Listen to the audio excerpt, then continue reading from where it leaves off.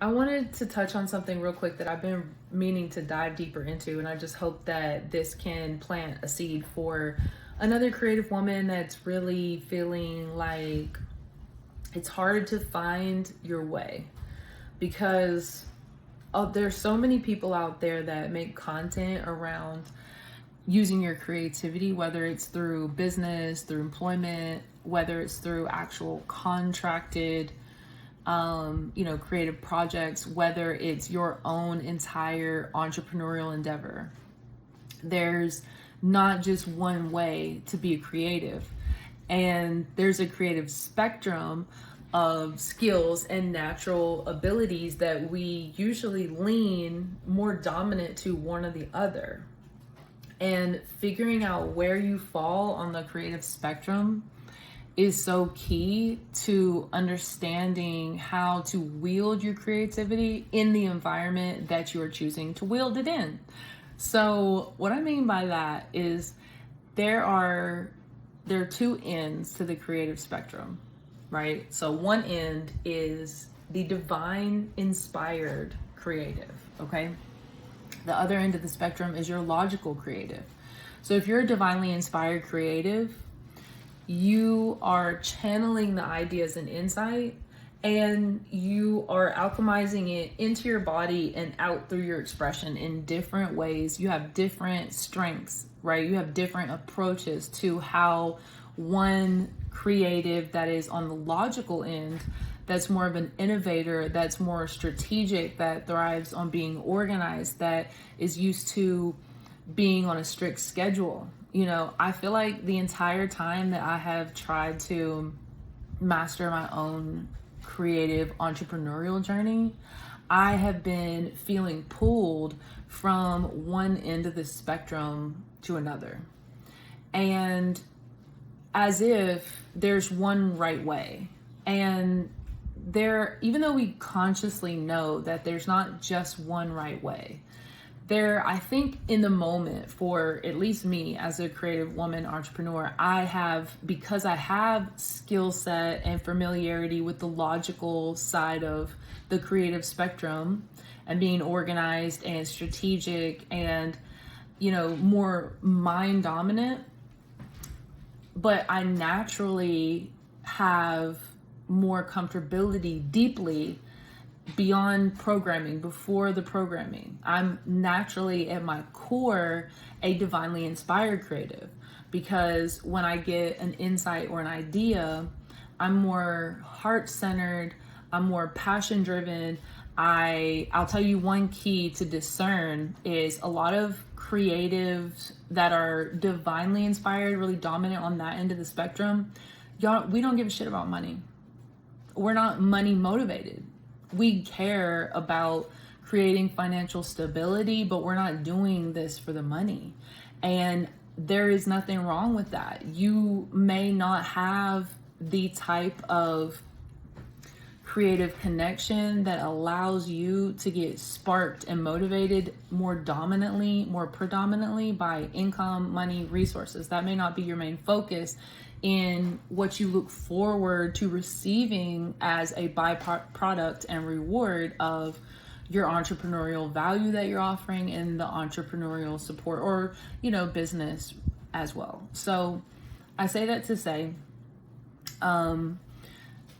there are skills on both ends of the spectrum, and there have been times where I have been looking for skills to gain as a creative entrepreneurial woman that wants to not have to stress about income, but also not have to stress about the energy expenditure. I want to stay vibrant. I want to stay just in the best version of myself that I can, because that's how I best serve my clients. That's how I best channel creative insights and ideas into actual things. And so as we all learn what our creative alchemy really is made of, it's key to discern where your dominant strengths lie, what you're really rooted in. Because for me, I'm rooted in the divinely inspired end of the more woo-woo spiritual side of the creative spectrum, but I also understand the importance of utilizing some of the skills and strengths that come with the logical creative end of the spectrum. So I think that ultimately we're all trying to find that balance between those two ends of the spectrum, and we're also having to, and that's in the macro, but in the micro, we're also having to decide in what moment and in what situation, which end of the spectrum are we relying on the skills. Where are we stopping to observe how we naturally thrive? How much of the structure and organization and logical framework do we need versus the fluid, spontaneous, synchronistic, divinely inspired, just trusting the process to unfold type of skills do we need to rely on? Because I know in my journey, I have needed both ends of the spectrum.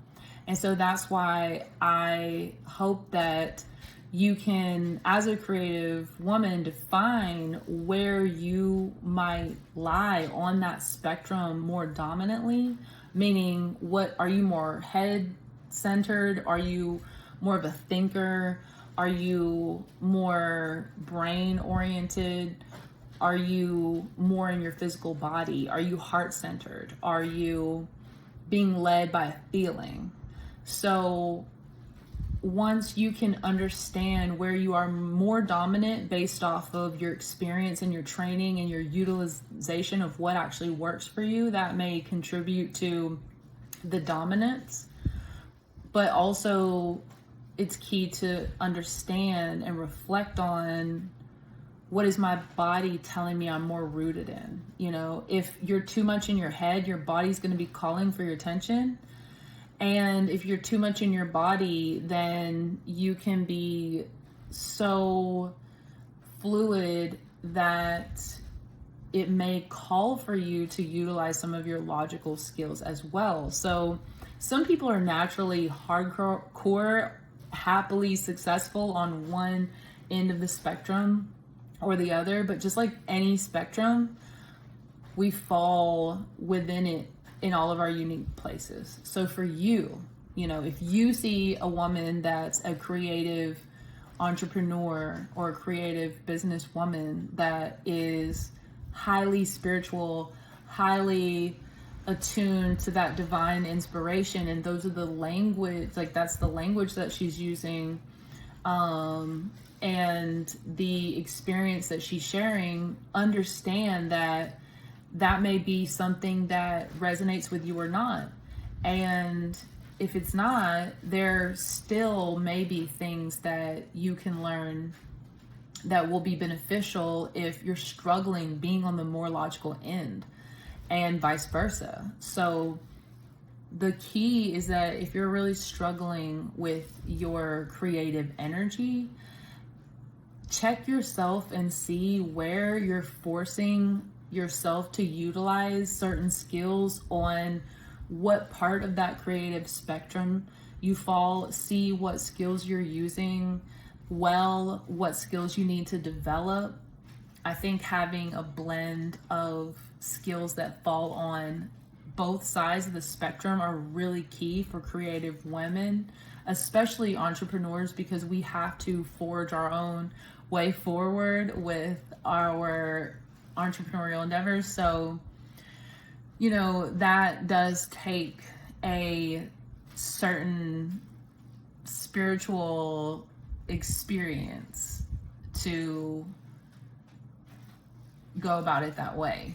But for many of us, that's the case. And so if you're over relying on the logical end of the creative spectrum, you might be having creative block, you might be having stagnation, you might be having burnout, because you're over relying on a certain skill set and underutilizing another. And the full spectrum of skill set may be necessary.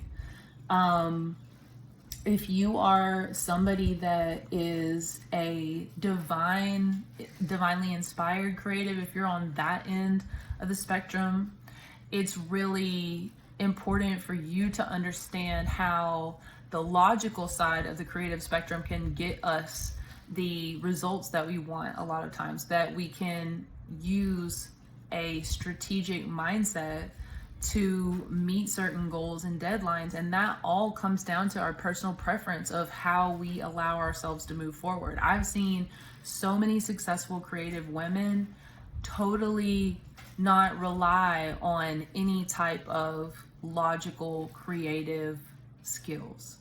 I've seen logical creative women, true innovators, not have any spiritual, divinely inspired, sort of whimsical, spontaneous, just synchronistic, those, I've seen them not utilize any of those types of skill sets, because it's a skill set to be able to trust that type of momentum created solely from that end of the spectrum. So, it takes skills on either side, and understanding where you fall within that spectrum more dominantly and what feels more natural to you. Are you forcing yourself to focus on the logical creative skills versus the divinely inspired creative skills? It's an important thing to discern in your creative entrepreneurial journey, because your body absolutely holds the score. And the more stress that comes from feeling fragmented and confused and not feeling whole and not really feeling like you have the full range of skills that you need to be at your natural best creatively, it's always going to go back to impacting the things that you hope to receive from experiencing your creative journey. So for that, for some people, that may be a certain amount of income. For other people, it may be a certain amount of impact. And for the majority of us, I would say that it's both. Because, the divinely inspired creatives, I'm going to tell y'all, we got bills to pay too, we have to sometimes lean into those more logical creative skills if we don't already have a certain foundation under ourselves. And if you have been on the logical side of the creative spectrum, you may have some need to breathe some fresh fluidity into your creative energy, because you can get really stiff, you can get really boxed in, compartmentalized, all the things. And that's not going to feel good to your creative energy either. So I hope this is helpful.